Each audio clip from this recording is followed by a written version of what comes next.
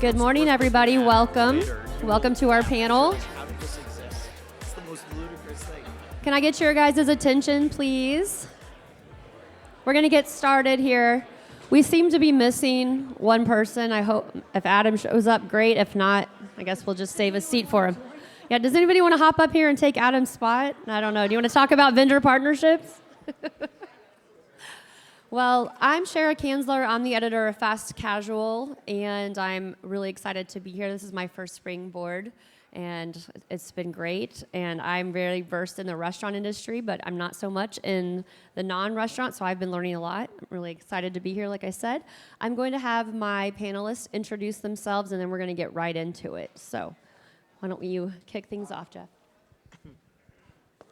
All right. Sasan? No. Okay. Can you hear me anyway? Oh, jeez. All right. My name is Jeff Dudan. Currently, I sit as the CEO of Homefront Brands. Homefront Brands is a fast-growing property service franchise platform with 6 brands in it. The platform was really stood up in the fall of 2021. So we'll be finishing the year with close to 200 franchisees and 500 territories operating. So it's been really fast growth for us. Prior to this, I started in the insurance restoration space, doing disaster restoration, environmental services, ran that as a direct business for about 15 years, and then ultimately franchised it and sold the business in January 2019. And subsequent to that, Just in time. and subsequent to that, I got involved in a variety of things, including a franchise sales organization called FriendDevCo, a health and wellness platform called Thrive More that has 2 brands in it right now, Rockbox Fitness and Beam Sauna. So been in and around franchising and love it for a long time. Been kind of on the supplier and vendor side, it's also on the franchisor side. So looking forward to spending time here today with all of you. All right. Adam? Thank you very much. Sorry for being late. Adam Geisler. I am the co-founder of Youth Athletes United. So Youth Athletes United is a youth sports franchise platform. We own 3 brands: Soccer Stars, Amazing Athletes, and TGA, Tennis, Golf, Pickleball, and Athletics.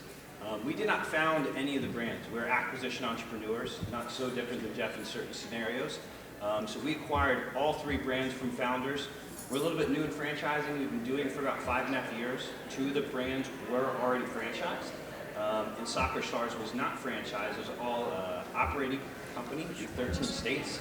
We just started franchising a little over a year ago. So we've got a mixed bag of different different experiences. I think we're pretty much more on the emerging side, if you will. We are a mobile business, purely mobile business, but we have 150 franchise owners, 260 locations. So we do have some size and scale. We're still in early stages in terms of growth. All right. Great. Susan? Great, thank you.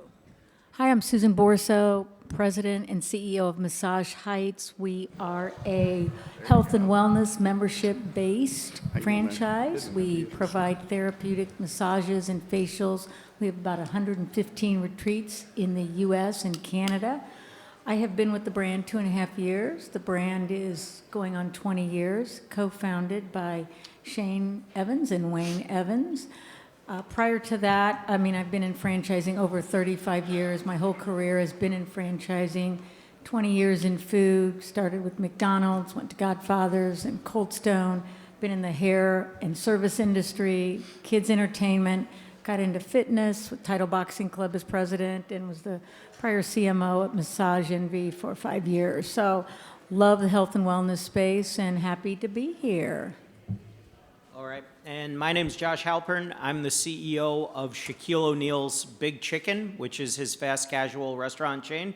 If you were at IFA a couple years ago when he was there, when he kept saying, go on LinkedIn, email this guy, let him know everything you're doing, I liked none of you that day, but I like you now.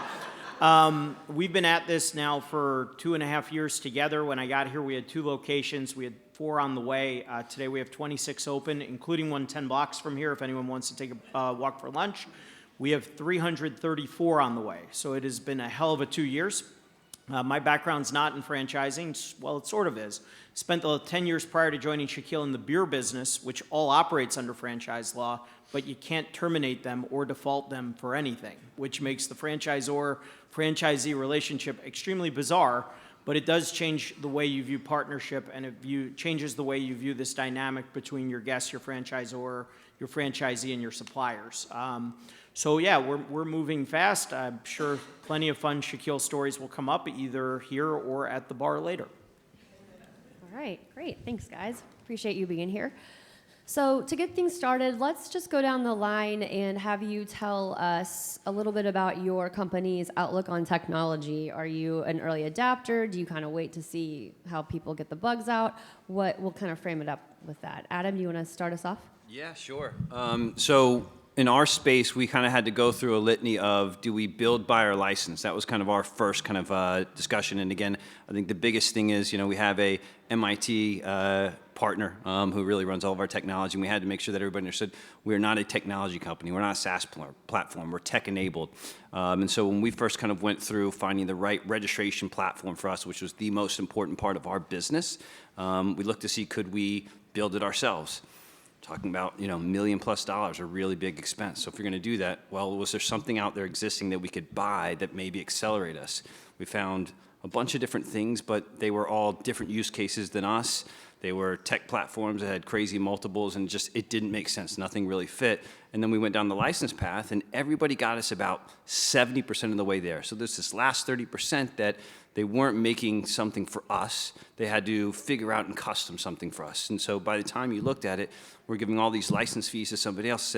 Our CTO said, well, take those license fees, give it to me, and I can build it for you. And that was really the decision tree for us. And I think the one thing that we always try to do is, again, make sure that we're tech-enabled. I think that's really important for us. And that's kind of where we are in our decision tree right now. Great. Jeff? Sure. Yeah, so as I thought about this, I really wanted to, before we can talk about how you select vendors, which I think was the ask in the panel, was to talk a little bit about, you got to have a good data strategy first. So number one, what's your data vision, first and foremost?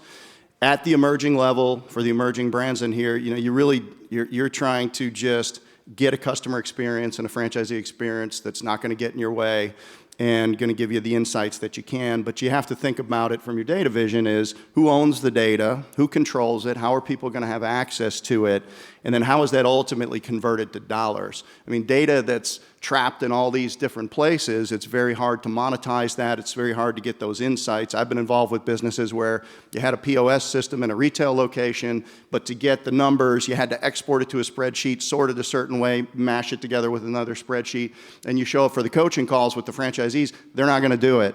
Like they show up and they're not doing it. There's like, well, where's the numbers? It's like, well, it's too hard to get to them. At Homefront Brands, we're very much about customer experience.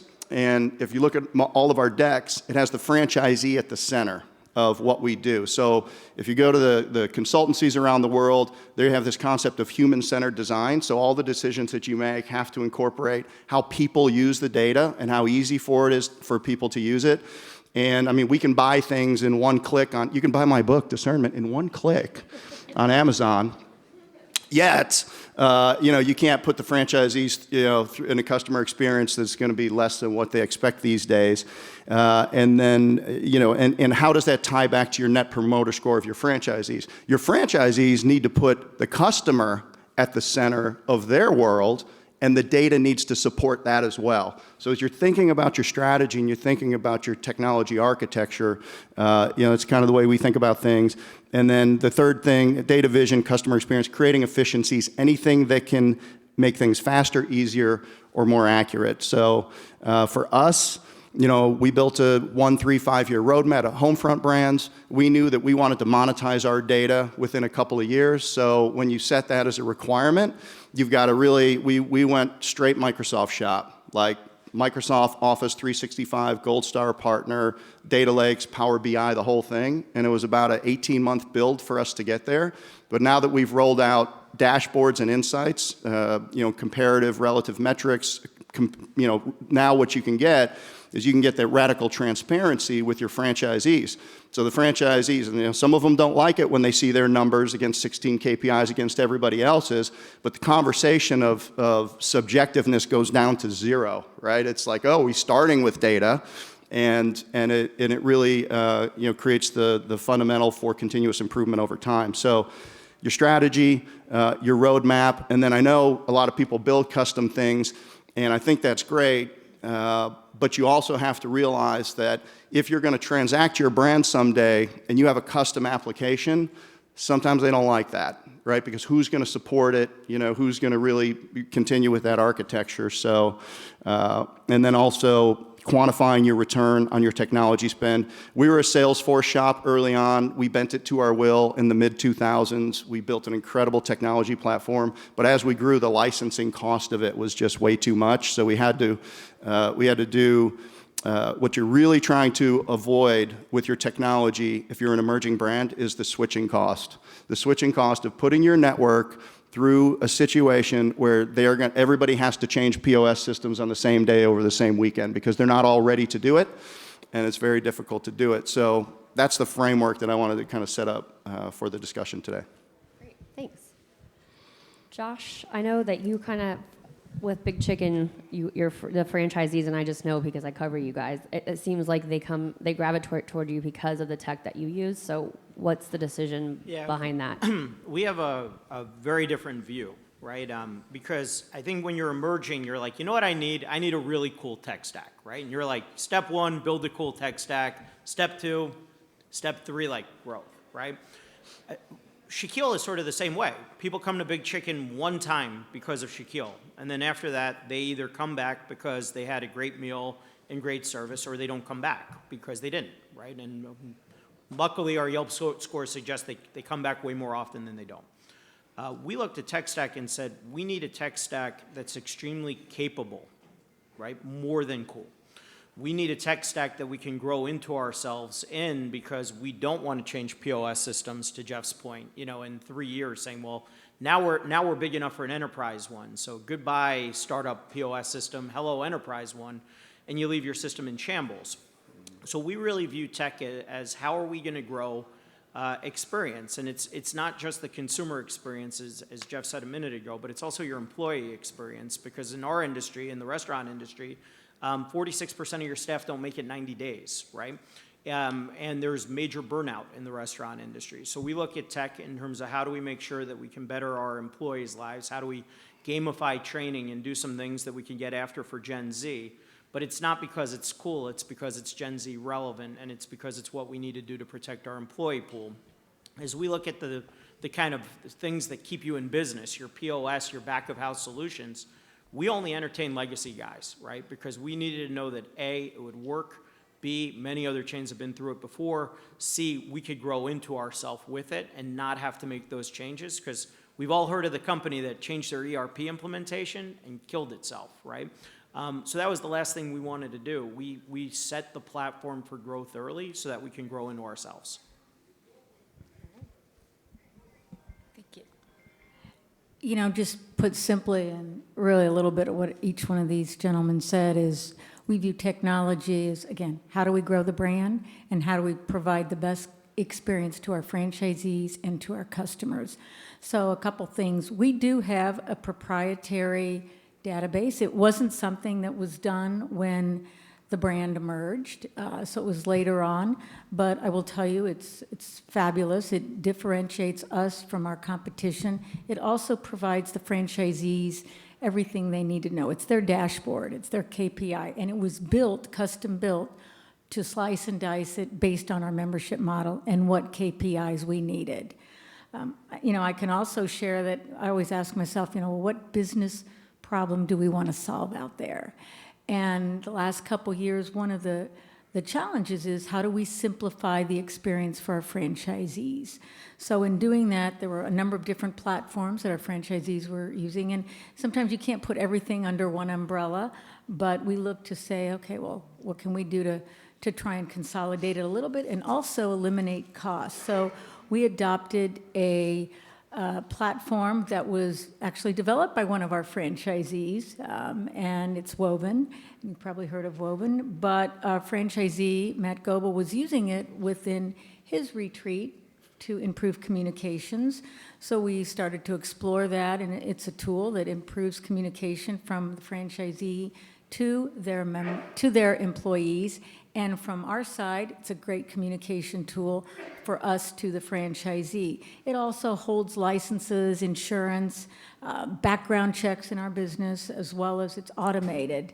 And so last year, with this tool that we launched a couple years ago, we decided to eliminate our LMS platform. And so this past year, our team did an incredible job. We have 150 new videos.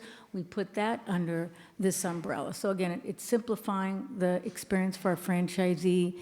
And then this year and this next year, we are going to migrate from SharePoint. Again, all the documents, there's millions of documents we all have in SharePoint, but we're going to simplify that and put it under that umbrella. So again, the problem we were trying to solve is how do we simplify the experience for our franchisees so they can focus more on the business versus trying to find everything they need to on different platforms. So Awesome. Good. that's it for there. Yeah, good example of listening to your franchisee who really wanted to solve that problem as well.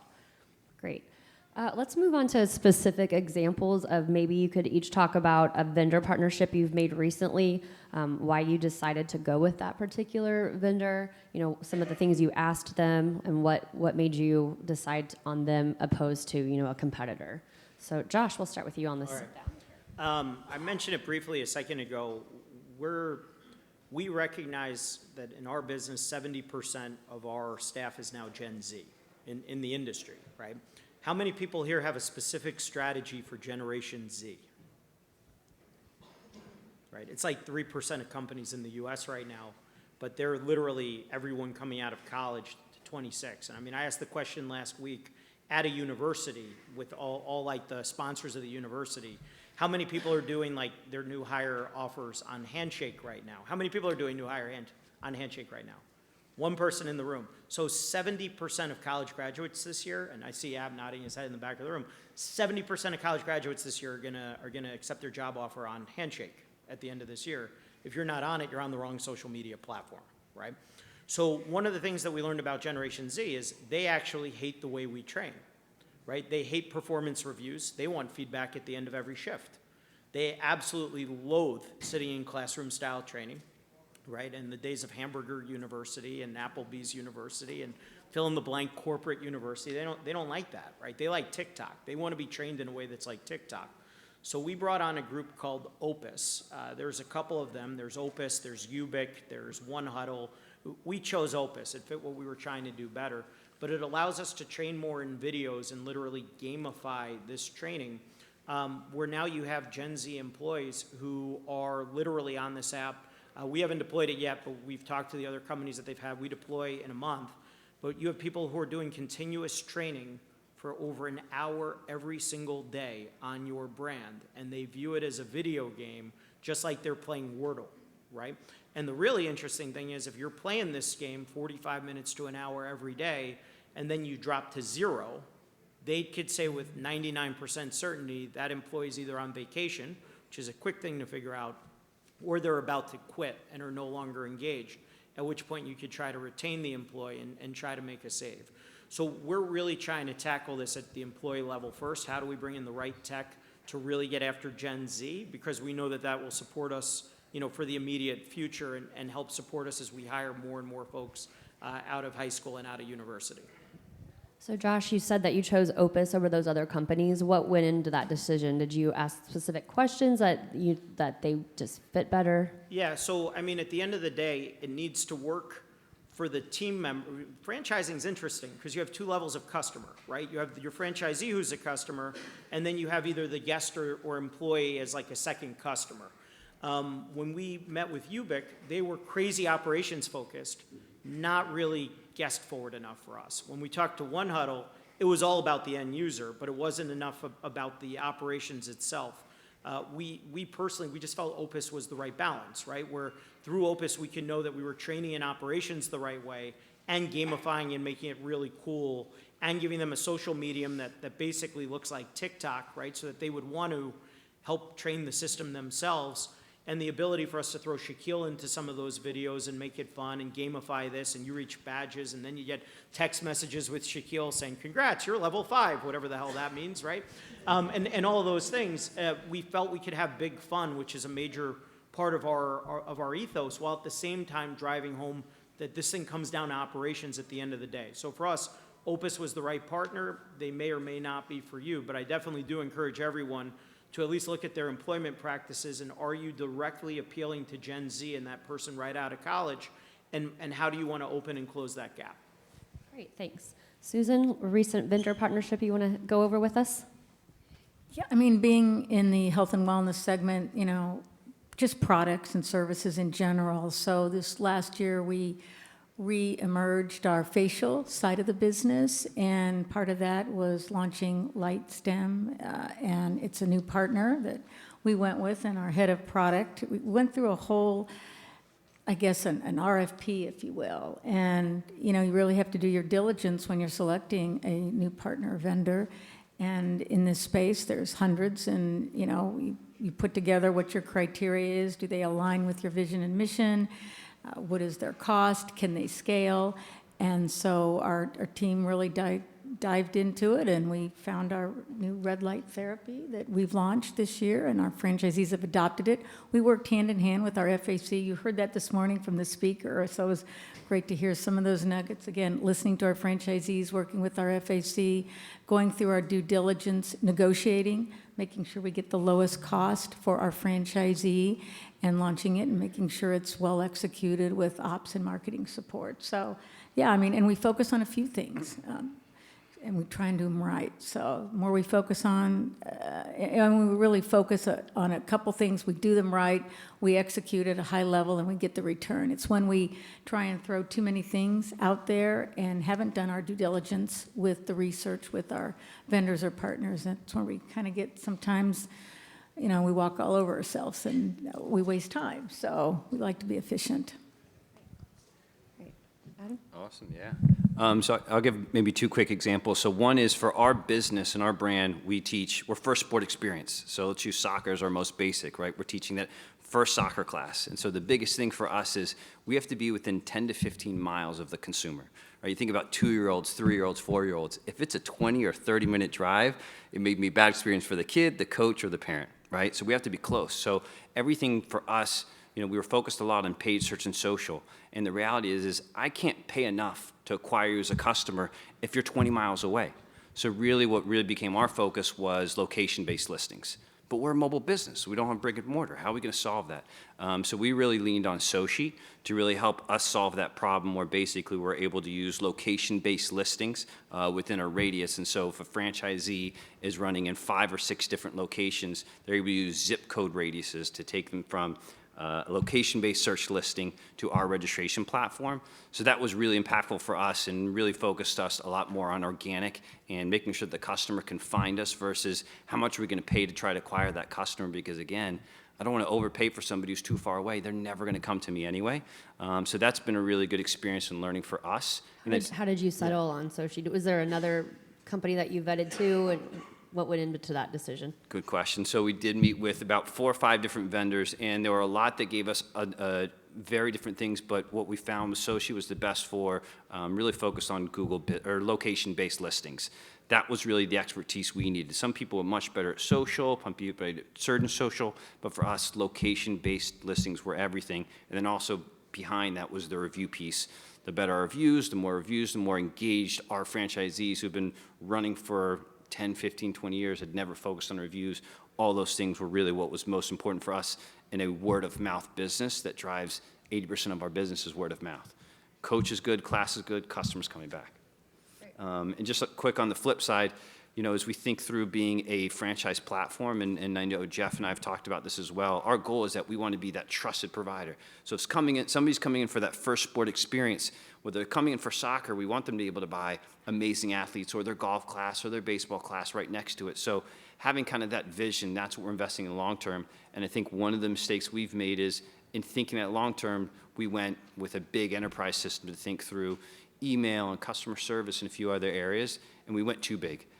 We didn't realize what the implementation costs were going to be. We didn't realize how much work and expertise were going to need to be. And so we got into this thing 2-3 years. And I think if we learned from anything is we didn't need to go so big. You know, we really should have thought about a lot of things that Jeff really honed in on is what were we really trying to get to. And there were probably some leaner things that wouldn't give us all the bells and whistles that we want, but we could have executed and moved a lot faster. So that was probably one of the more painful learnings that we're still going through today. So did you have to dissolve that partnership then? We're in the process of Process of it. dissolving that partnership.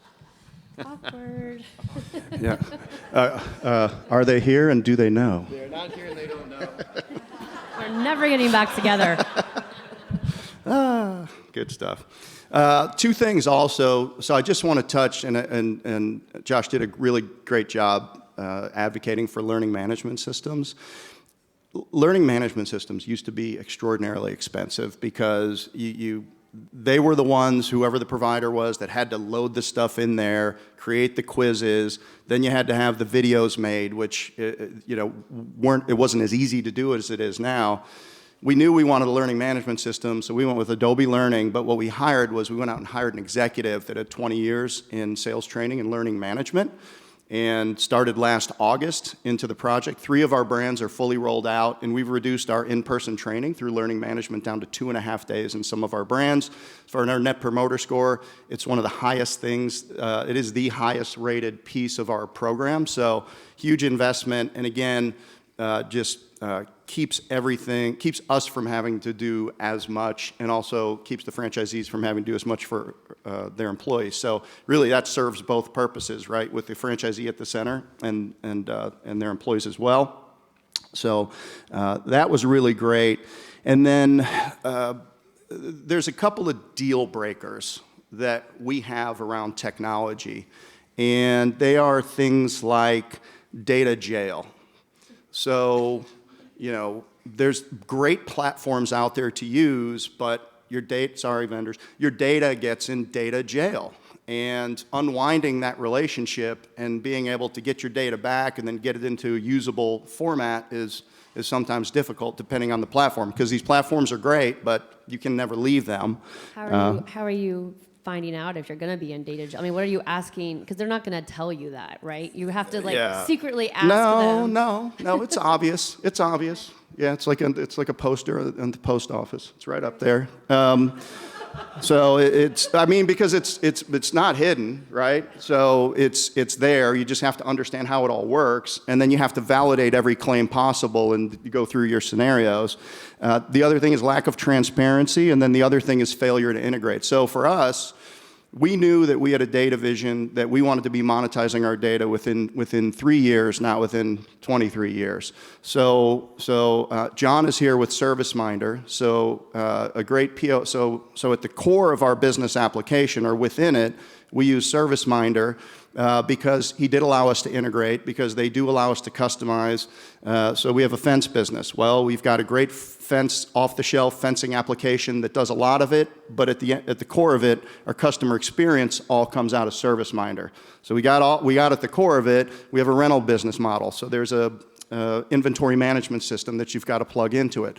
So as long as your vendor is willing to integrate and not block you from doing that, then you can find a partner like John, and then you can build around it, and that's really helpful for us. So that's there's some other great service-based systems out there that have built franchise-type platforms and things like that, but you're all in that platform, and you can never get out of it. So we always, in all of our vendors, probably 8 out of 10 vendors, or 4 out of 5 if you like doing math, but 8 out of 10 won't work under, right off the bat. We can eliminate them because they just won't work under the requirements of how we want to set things up. And so it makes it a little bit harder, but that's been our approach to it.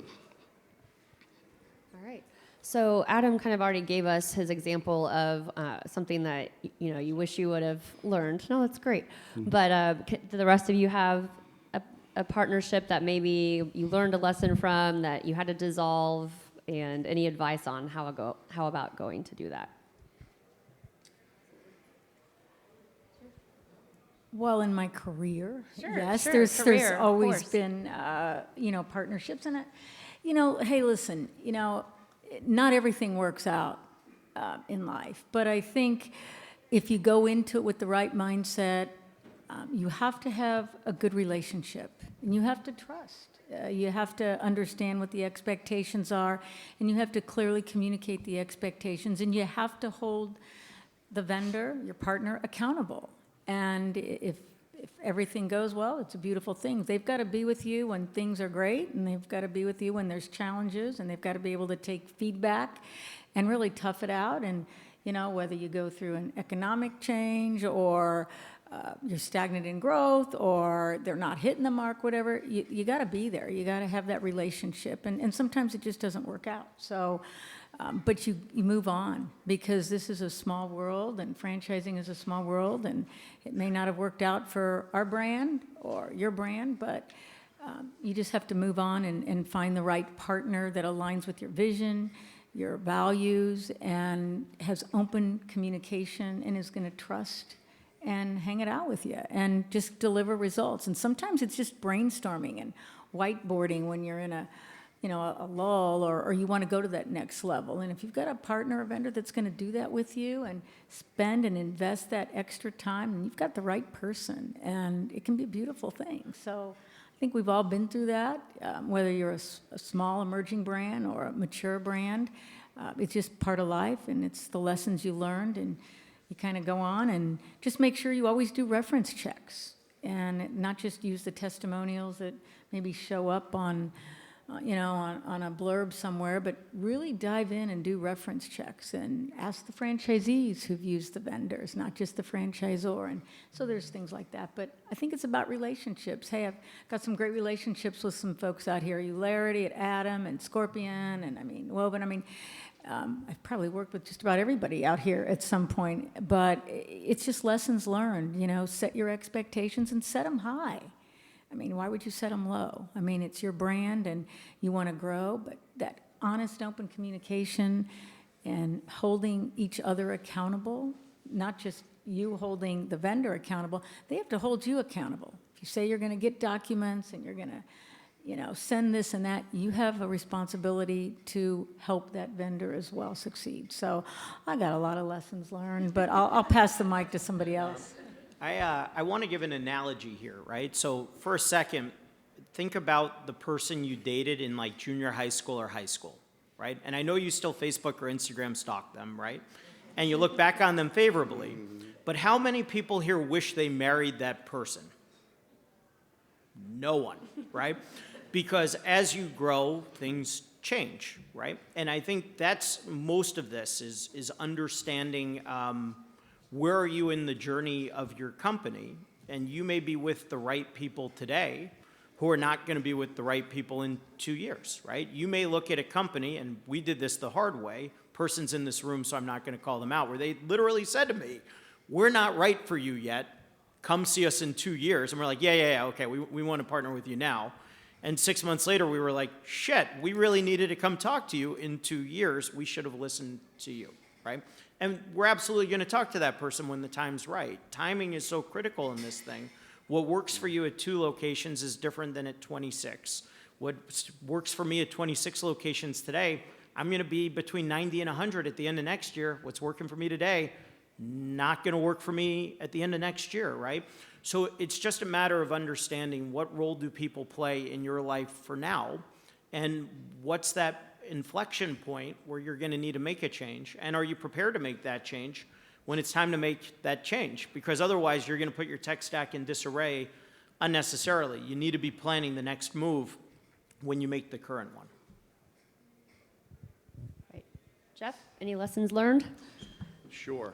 Go back to the notes. Go back to the notes. I didn't think you were going to call on me next. You were the last one. Oh, okay. Well, I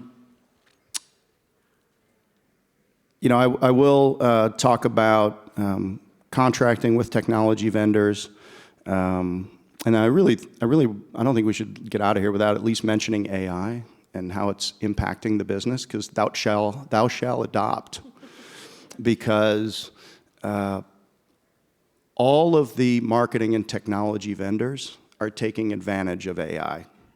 So what used to take 30 man-hours to do something is now 3, but you're still paying the same contract with the same vendor. So what's happening in that supply chain is the efficiencies are landing, and then there's a lag between the time that you get the benefit and the time that the vendor might get the benefit. So really looking at all the different areas of AI, and especially inside of the technology is really, really important right now. So you've got to dedicate some time to it. Stuff's obviously everybody's using some aspect of it, but it goes way deeper than that. So being a Microsoft partner, we've got coming to our conference like a top 10 Microsoft executive in AI, their AI leader, and we're going to have them talk to the 20 business problems that we want to solve and which are the AI tools that we can use to solve them. So that would be something to ask yourself, is like, what are the real business problems that we have? And then go out and really do a study and match them up with technologies that you can use to do that. I will say that as we engage with vendors, validate every claim that you can. If it's a real material vendor, ask for financials. Does anybody in here ask for financials from their vendor partners? It's an awkward conversation. Sometimes the answer is no. Maybe the account's not big enough, but you really want to know like what's going on with a vendor. You're getting ready to take a key part of your business and your franchisee's life. And if you're always doing right by the franchisees, you have to do the diligence to make sure that these companies are sound and they're stable. And they have the ability to do it. We do it in selective ways. And make sure that your vendors are committed to really innovation. I had a great dinner last night with a great consumer fusion, and they constantly talk about how they're innovating, and they're focused on innovating inside of that, which is things that I like to hear, because just don't sell me what you have today. Sell me on how you can solve our problems tomorrow in a changing landscape. So, really you need to hear those things from your vendors, and you got to make sure that they have the resources to be able to allocate to innovation in a rapidly changing environment. So, as far as when we engage with vendors, you probably always have to sign some form of their contract, because they have service levels and legal things, especially around technology in there. Technology law is very complicated, and it's more complicated than I ever knew until I went through a transaction, and they had brought in the bill for the technology lawyers was almost as much as the bill for everybody else. And understanding what the real risks are there is really interesting. But we also have our own contract that goes alongside of it. So we have a vendor agreement. It includes things, basic things like we want 5 things from a vendor. We want support for our conference, sponsorship, showing up, doing whatever it is, it makes sense for that particular vendor. We want support for our regional meetings when we start to have them within Homefront brands, meaning show up at a regional meeting, provide a little bit of training or maybe a little bit of sponsorship. We want them to support our training, lunch and learn, somebody zooming in, maybe even contributing, lunch today is sponsored by. It's, $100 worth of sandwiches. It's not a big deal, but also gets our new franchisees exposed to the vendors that are important to them, and then we look for rebates and we look for reporting on a quarterly basis so that we understand if it's a supply chain vendor or something like that, you want to make sure that what the franchisee is buying, and they're buying it from the appropriate vendor, and you can tie all that out. So those are the 5 things that we really look for from our vendors. And as far as your biggest vendor partners go, how many people go visit those people? I mean, if you have a business partner that's as important to you, and you want to solidify that relationship, you should kind of go see them make time to go see them where they're at. Well, Jeff brought up AI, so are you guys looking into it? Where are you? I mean, everybody's at the beginning, I feel, of their journey right now, so what about you guys?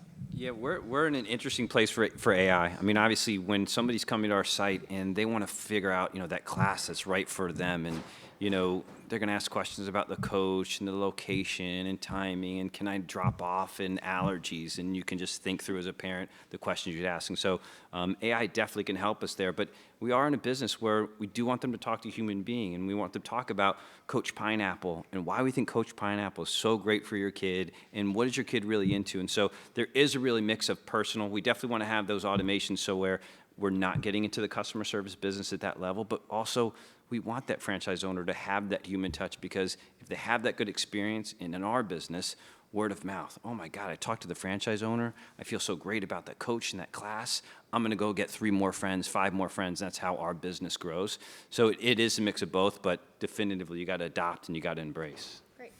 Yeah, for us, it's easy. AI allows me to bring Shaquille into the guest experience, right? Like my dream is for someone to come into the drive-thru and it's, welcome to Big Chicken, Shaq here. You know, and then like once a year we put them in the drive-thru, right? The tools aren't there quite yet, but I mean the AI technology in drive-thru, which is a major pain point for everybody. Now there's like 94% accuracy on drive-thru orders right now with the existing technology as it sits right now, with the 6% deviation being new menu items because it takes like 3 to 4 weeks for it to get up and going. And then the second one is like people with really strong accents, which they're working on.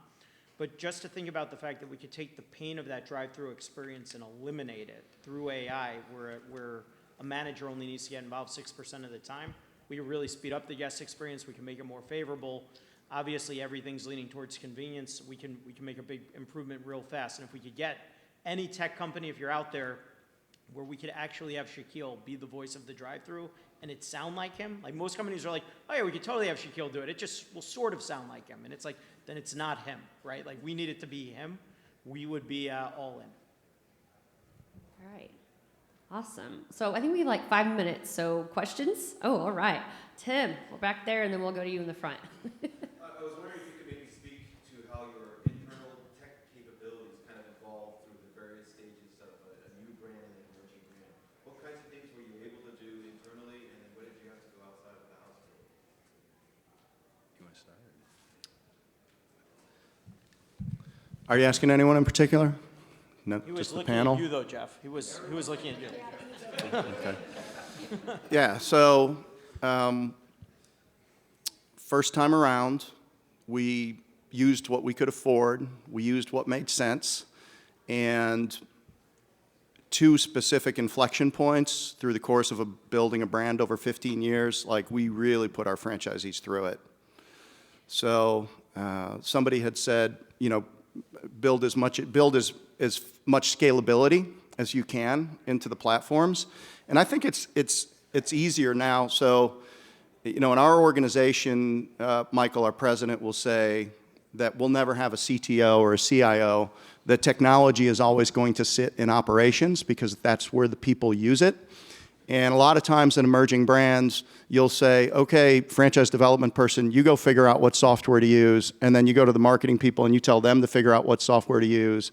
And you get this disparate set of things that make sense all unto themselves, but they don't necessarily all work together. So you've got these data drops and you struggle to get your insights out of it. So I'm not sure that, you know, without a budget and people that have built it before at the $1 billion level, like you're going to really design something that's you're not going to grow out of to some extent.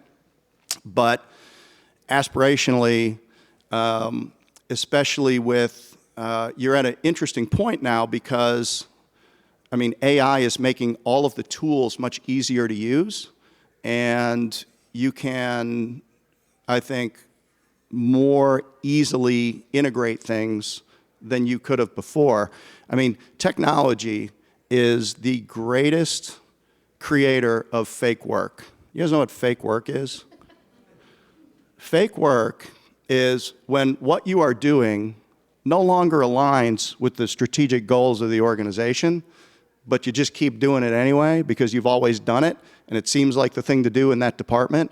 So now you've got people that are doing things that are not aligned with where the company's going to go. And technology, it's so easy to install something and to start using it, but now you've just created 3 places where there's fake work going on in the organizations dealing with the inconsistency of where it is. So again, get some help, get a technology roadmap in place, really understand what your strategy is. And then I'm interested to see how, we're at Homefront, I mean, we're young in years, but I think we're kind of past emerging now. The brands that we acquired have been in business for a while. We just put them all together in a group. But I still look at us as being nascent and being able to really adopt some of the technologies of today and be really efficient about it. And I think that opportunity is available for emerging as well. Give everyone in the front row here. Hi, this one I think to be first using just for all of your experience. You kind of touched on it, but what would be kind of your experience with RFP processes? RFP processes? Yeah, I mean, it doesn't matter how big or small your company is. I always believe you should do an RFP, and that's how you learn. That's how you understand what you want to, how you want to select the best of the best out there. So it's pretty simple. I mean, there's templates out there. If anybody needs them, you can probably Google or ask anybody. But if you're asking what is the process or is... More about what are the most important things, because sometimes RFPs could be super simple, very complex. Like for you, what are kind of the most important aspects of RFP that you're looking for when you are selecting it? Yeah, I always look for, again, I go back, I've probably said it 2 or 3 times already, but the values and mission. Is the company aligned with where we're going? Is there a brand alignment there? Then I look at, again, is there scalability? How's their service? Can they service our account? Do they have franchise experience? Now, brought on vendors before that don't, but usually that's a mark for us at this point. Do they have franchise experience? What is their price? How, cost is important. Doesn't matter what size your brand is. What value are you going to get for that?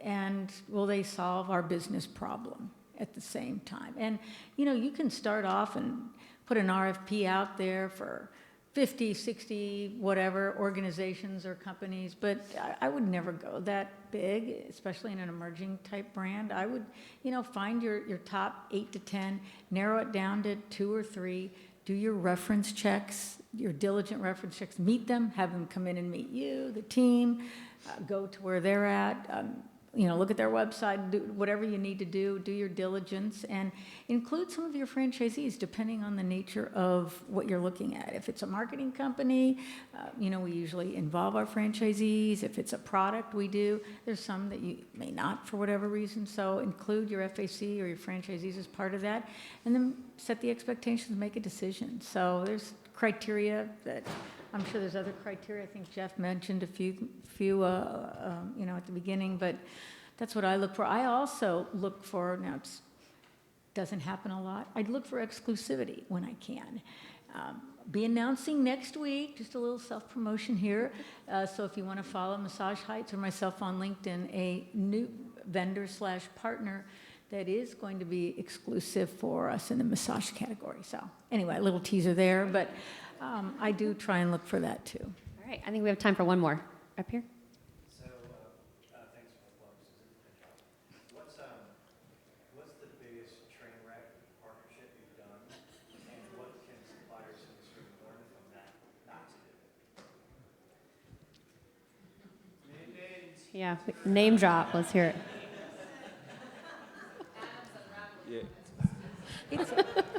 I can go again real quick on our side because we see the train wreck coming, but we haven't quite hit it just yet. But listen, I'd answer it 2 ways. First of all, the one thing I try not to let happen in our business is don't let technology be an excuse, let it be an opportunity. We bought 3 brands on 3 different registration platforms that still aren't all together, and it'll still be another 6 months. It's painful. I don't have all the data. I can't tell you everything I need to know, but what I can tell you is that our business was built on grassroots marketing. It was feet on the street.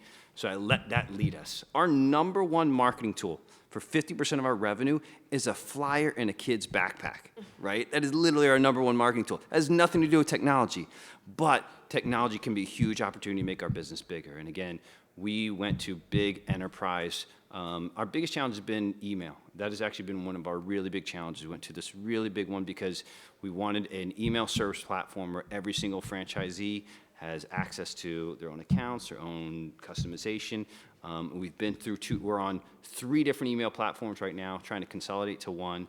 And by the time we got 2 years into the one, with all the money that we spent integrating, building, and we're kind of like at the goal line, surprise, surprise, we have to pay additional money for every franchisee to now be able to be on the service.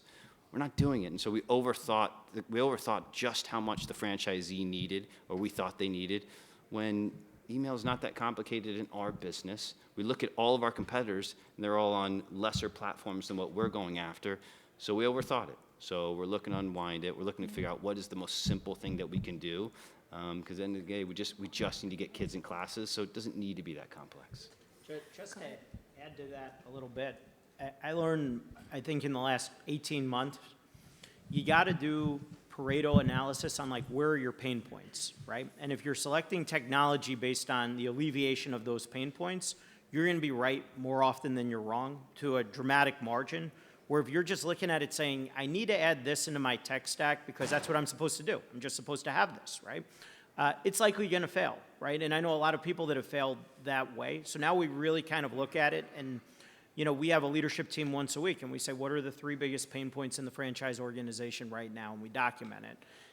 What are the 3 biggest pain points for our guests right now? And we document it. And as those trends start to come up week after week after week, it's all right, now what are we going to go do about it, right? Once you hit 4 weeks, 6 weeks, whatever that looks like, how does that influence your one-year plan? How does that influence what you're going to do right now? And what is the right tool? And how will that tool play with all the other tools in the toolbox to basically alleviate that pain point? Because as a franchisor, that's your number one job, right? It's to alleviate the pain points of your franchisee so that they can aggressively target their unit level economics so that they keep building, growing, developing, whatever word you want to put in.